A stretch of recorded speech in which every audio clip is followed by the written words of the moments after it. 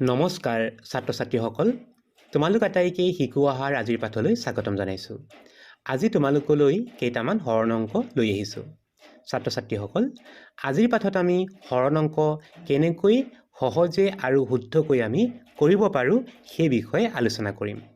ছাত্ৰ ছাত্ৰীসকল, আজি তোমালোকে যিটো নিয়মত হৰণ অংক কৰা সেই নিয়মততো আমি হৰণ অংক কৰিবলৈ শিকিমেই। তাৰ উপৰিও তোমালোকৰ বাবে মই এটা মজাৰ নিয়ম লৈ আহিছোঁ। সেই নিয়মটোত আজি আমি হৰণ অংকবোৰ কৰি উত্তৰবোৰ উলিয়াবলৈ শিকিম। আহাচোন ছাত্ৰ ছাত্ৰীসকল, তেতিয়াহ'লে আমি প্ৰথমটো অংক আৰম্ভ কৰোঁ। প্ৰথমে আমি হৰণ কৰিব লৈছোঁ 4য়ে 7×2 আমি হৰণ কৰিম। আৰু হৰণ কৰিবৰ কাৰণে আমি ব্যৱহাৰ কৰিব লাগিব পূৰণৰ নেওতা। পূৰণৰ নেওতাখন সকলোৰে মনত আছে নিশ্চয়। আমি যদি 4 ঘৰৰ পূৰণ নেওতাখন মাতোঁ তেতিয়াহ'লে আমি পাম যে 4 এগুণ হ'ব 4। তাৰপিছতে আমি যদি মাতি যাওঁ তেতিয়াহ'লে আমি পাম 4 দুগুণ 8। এতিয়া আমি 4য়ে মন কৰিবা, মই 72ৰ ওপৰত কি কৰিলোঁ, দুটা ঘৰ ৰাখি থৈছোঁ।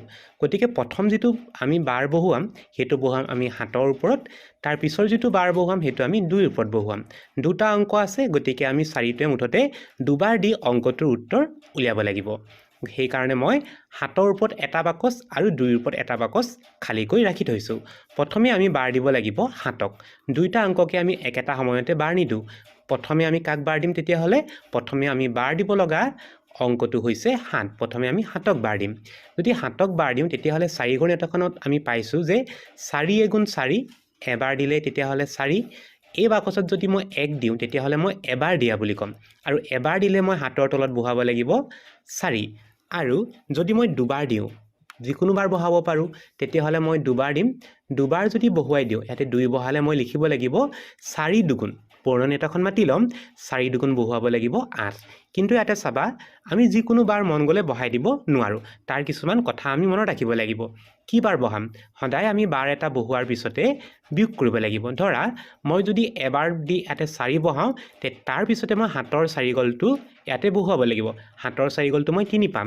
যদিহে মই দুবাৰ দিওঁ, এবাৰ নিদি পিনে যদি মই দুবাৰ দি দিওঁ, দুবাৰ দিলে কিমান হ'ব, নেওতাখনত আমি দেখিছোঁ যে 4 দুগুণে হ'ব 8। তেতিয়াহ'লে 7ৰ তলত 8টো বহুৱাব লাগিব, তাৰপিছত কৰিব লাগিব বিয়োগ। কিন্তু মনত তোমালোকে ভাবাচোন যে 7ৰ পৰা 8টো বিয়োগ কৰিব পাৰি জানো? 7ৰ পৰা 8টো বিয়োগ কৰিব নোৱাৰি। গতিকে আমি দুবাৰ দিব নোৱাৰোঁ। দুবাৰ দিলে সংখ্যাটো 7তকৈ ডাঙৰ হৈ যাব। গতিকে আমি এনেকুৱা এটা বাৰ বহুৱাম যিটো বাৰ দিয়াৰ পাছত আমি বিয়োগ কৰিব পাৰোঁ। বিয়োগ কৰিব পৰাকৈ আমি এটা সংখ্যা বহুৱাম। আৰু সেইকাৰণে এতিয়া আমি ইয়াতে 4য়ে যেতিয়া আমি 7ক বাৰ দিম তেতিয়াহ'লে আমি বহাব লাগিব এবাৰ দিম। কাৰণ 4 এগুণে 4, একবাৰ দিম, একবাৰ দিলে হ'ব 4 এগুণ 4। এতিয়া আমি বিয়োগটো কৰিব পাৰিম। 7ৰ 4 গ'ল, থাকিব 3। এতিয়া আমি 2টো পোনে পোনে তললৈ নমাই লৈ আহিম। কাৰ লগত নমাই আনিম, 3ৰ লগলৈ লৈ আহিম। 3 × 2 = 32।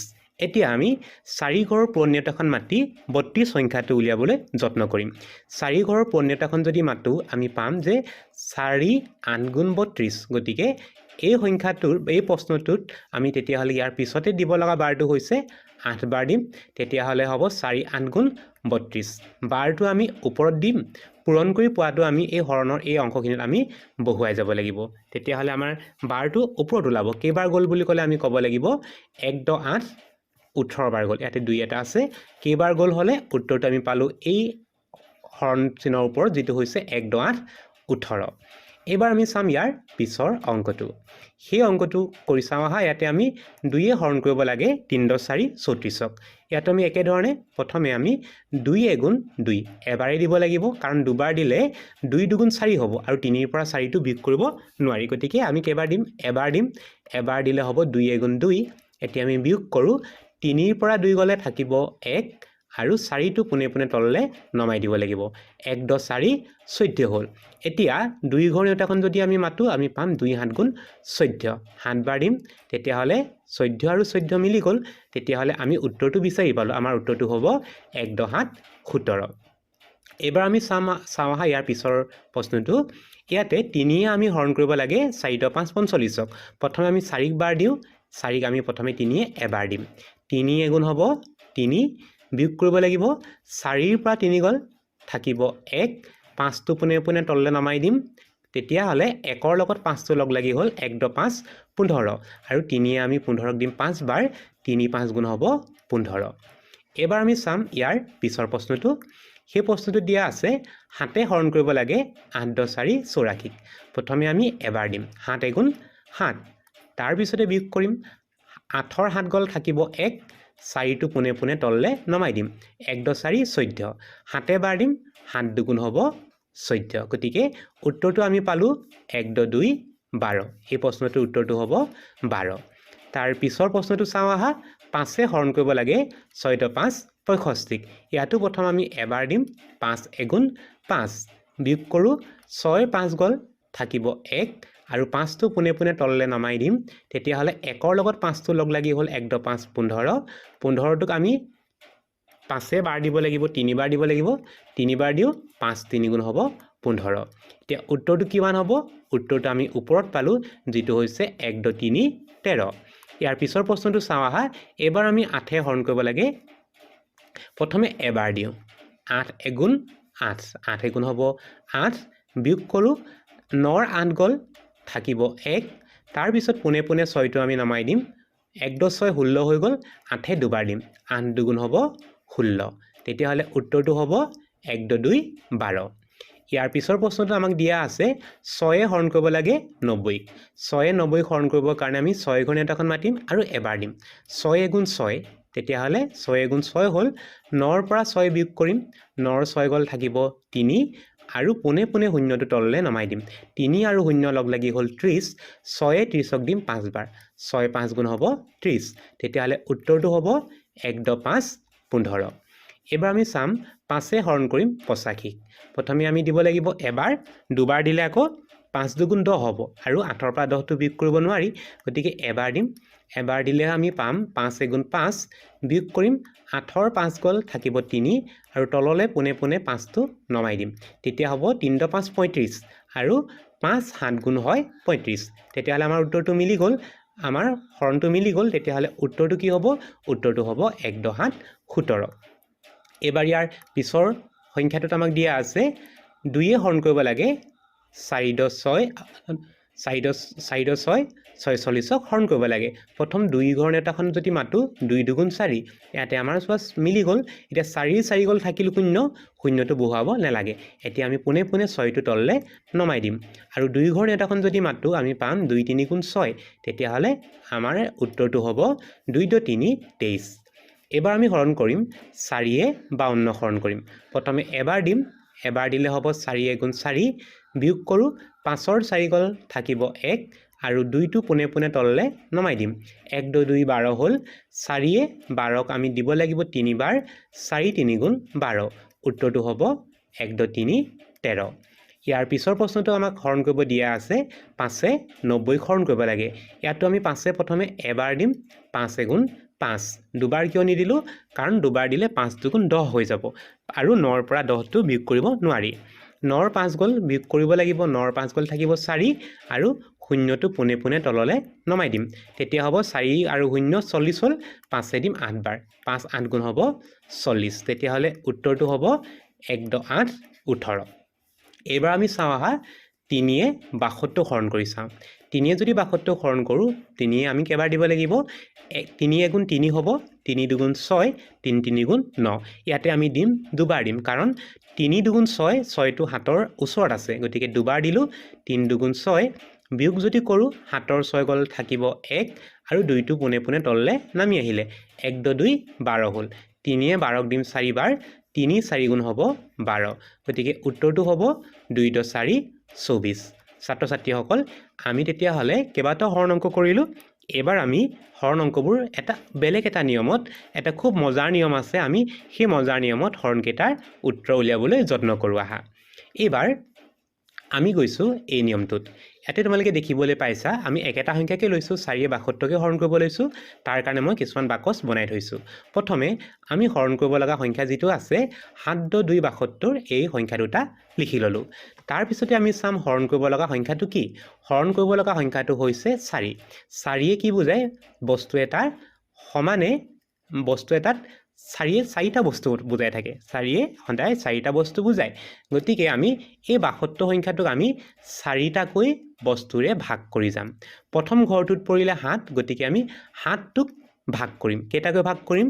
হৰণটো বা ভাগটো কৰিব লাগে 4য়ে, গতিকে 4টাকৈ ভাগ কৰিম। তেতিয়াহ'লে আমি পাম 1 2 3 4 5 6 7।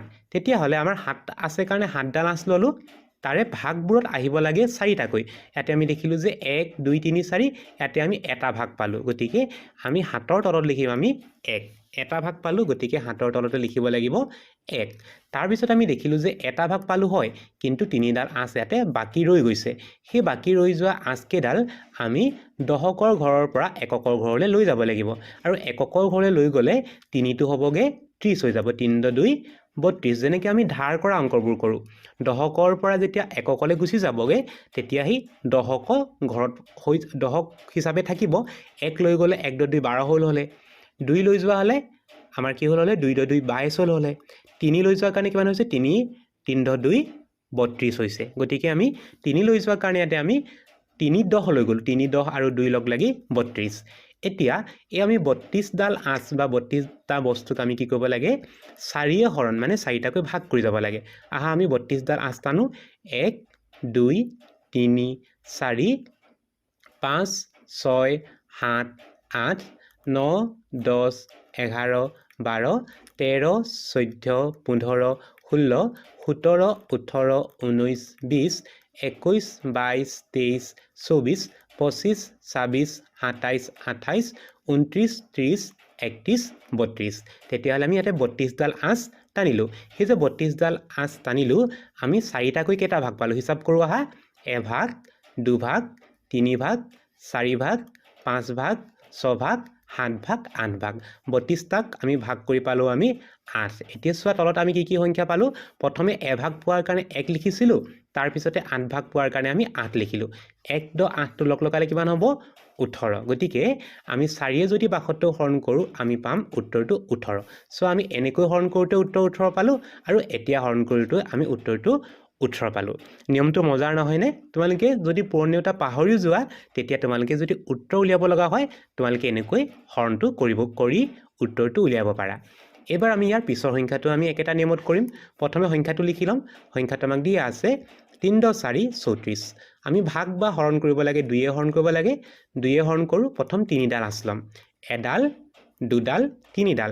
2ডাল আমি এইকাৰণে ওচৰা ওচৰিকৈ পাতিছোঁ, কাৰণ আমি 2য়ে হৰণ কৰিব লাগে। গতিকে আঁচবোৰ সদায় আমি 2ডালকৈ পাতিবলৈ যত্ন কৰিম। কিন্তু আমি দেখিলোঁ যে আমি 2ডালকৈ মাত্ৰ এটা ভাগহে পালোঁ, কিন্তু এডাল আঁচ কি কৈছে? ৰৈ গৈছে। সেই ৰৈ থকা আঁচডালে এটা বস্তু বুজাইছে, আৰু 1 10 এটা আমি লৈ যাম তেতিয়াহ'লে 4ৰ ওচৰলৈ, আৰু 4ৰ লগত লগ লাগিলে হ'ব 1 10 4 14। এইবাৰ আমি 14ডাল আঁচ টানিম, আৰু প্ৰতিবাৰতে আমি 2ডালকৈ আঁচ মানে 2টাকৈ ভাগ কৰি যাম। 14ডাল আঁচ 2টাকৈ ভাগ কৰি যাওঁ।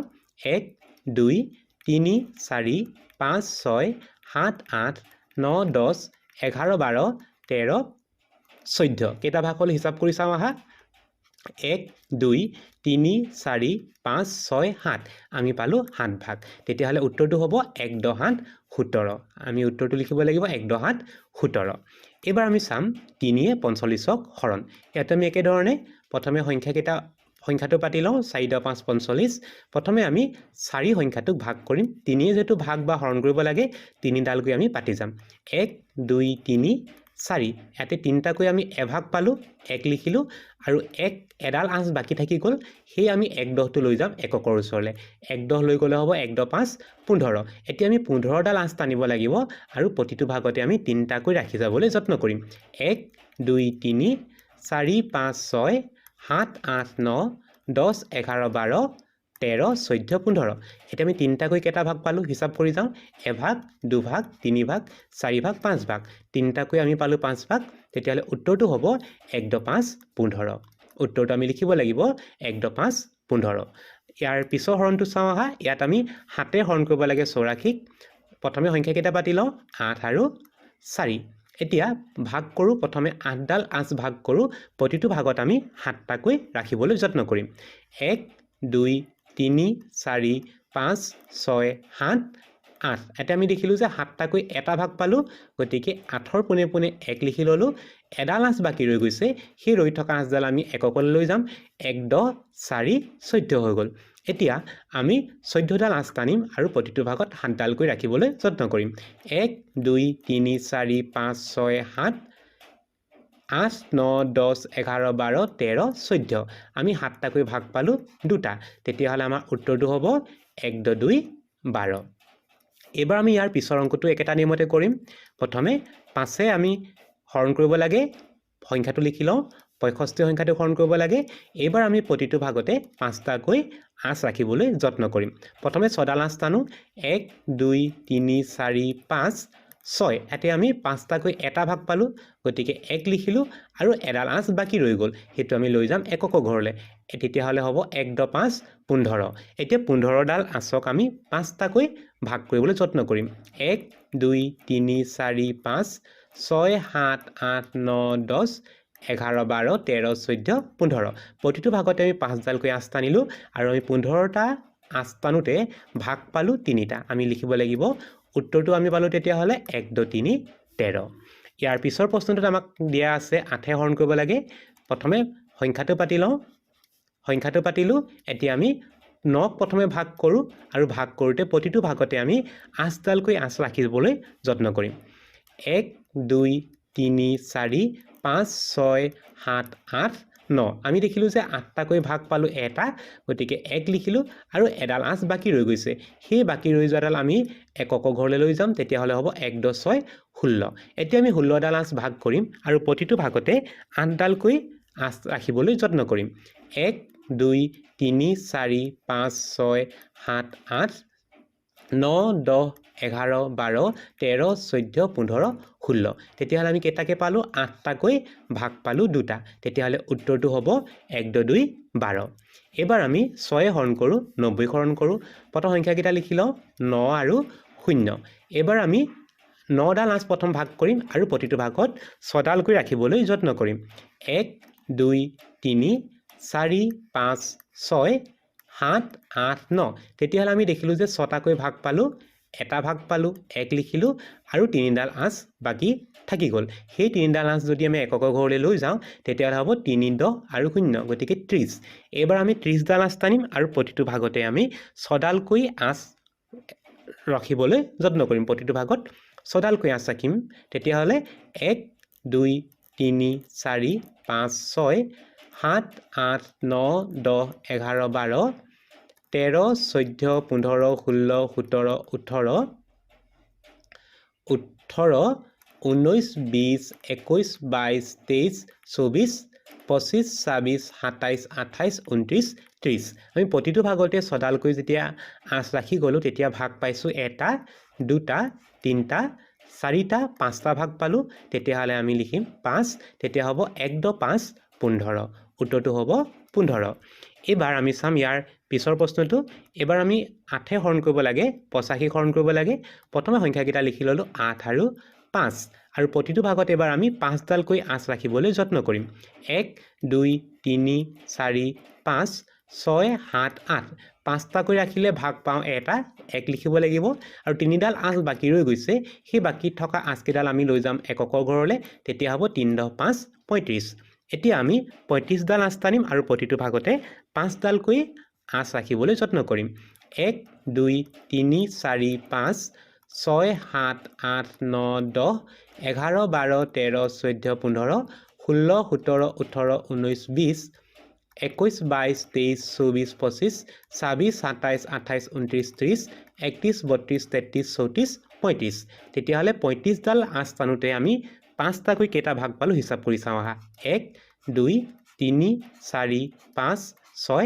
7 তেতিয়াহ'লে আমি লিখিম ইয়াতে 7 উত্তৰটো হ'ব 1 10 7 17 এইবাৰ আমি চাম ইয়াৰ পিছৰ প্ৰশ্নটো 2এ হৰণ কৰিব লাগে আমি হৰণ কৰিব লগা সংখ্যাটো পাতি লওঁ দুডালকৈ আঁচ ৰাখিবলৈ যত্ন কৰিম 4ডাল আঁচ টানিম দুডালকৈ ওচৰা ওচৰিকৈ ৰাখিবলৈ যত্ন কৰিলোঁ 1 2 3 4 আমি দুটাকৈ ভাগ পালোঁ দুটা গতিকে লিখিব লাগিব 2 এইবাৰ আমি 6ডাল আঁচ টানিম আৰু প্ৰতিটো ভাগতে দুটাকৈ আঁচ ৰাখিবলৈ যত্ন কৰিম তেতিয়া ভাগ হ'ব এভাগ দুভাগ তিনিভাগ আমি লিখিম 3 উত্তৰটো হ'ব তেতিয়াহ'লে 2 10 3 23 তাৰ পিছৰ প্ৰশ্নটো চাওঁ আহা 4 হৰণ কৰিব লাগে 52 হৰণ কৰিব লাগে প্ৰথম সংখ্যাকেইটা পাতি লওঁ 5 আৰু 2 চাৰিডালকৈ আঁচ লগতে ৰাখিবলৈ যত্ন কৰিম 1 2 3 4 5 এতিয়া আমি চাৰিটাকৈ ভাগ পালোঁ এটা 1 লিখিলোঁ এডাল আঁচ বাকী ৰৈ গ'ল সেই এডাল আঁচটো আমি লৈ যাম একক ঘৰলৈ তেতিয়া হ'ব 1 2 2 12 চাৰিটাকৈ ভাগ কৰোঁ 1 2 3 4 5 6 7 8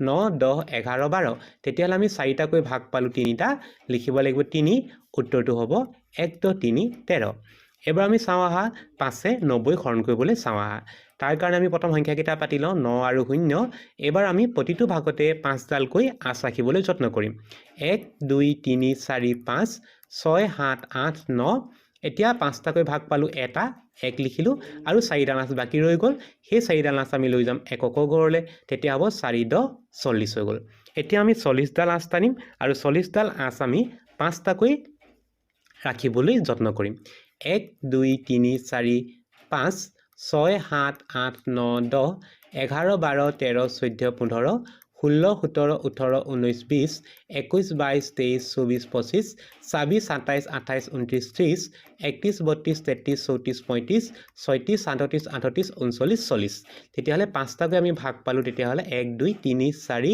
5 6 7 8টা ভাগ পালোঁ ইয়াতে আমি লিখি দিম 8 উত্তৰটো হ'ব তেতিয়াহ'লে 1 10 8 18 ছাত্ৰ ছাত্ৰীসকল আৰু এটা অংক আছে তোমালোকে এই অংকটো নিজে কৰি কেনেকৈনো আস্তানি অংকটো কৰিব পাৰি তোমালোকে ইয়াৰ সমাধানটো উলিয়াবলৈ যত্ন কৰিবা ছাত্ৰ ছাত্ৰীসকল আজিৰ পাঠটি ইমানেই আছিল আজিৰ পাঠটি ইমানতে সামৰিছোঁ নতুন এটি পাঠৰ আলোচনা হৈতে তোমালোকক খুব সোনকালে লগ পাম বুলি আশা ৰাখিলোঁ নমস্কাৰ